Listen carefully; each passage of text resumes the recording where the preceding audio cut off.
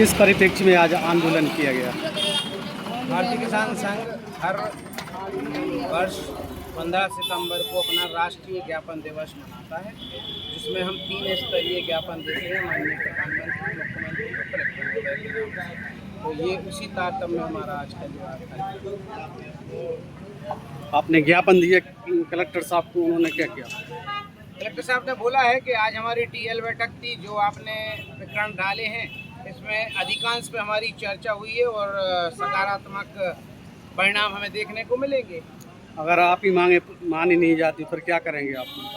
रास्ते खुले हुए हैं, आंदोलन के भी हैं। धरना प्रदर्शन आज 1 दिवसीय सा सांकेतिक था, इसको और लंबा करेंगे, अनिश्चितकालीन करेंगे, आंदोलन करेंगे। हमारी जिले भर में ग्राम समिति हैं, हम हर ग्राम समितियों के बाहर जाम की स्थिति बनाएंगे, पूरे जिले को बंद कर देंगे।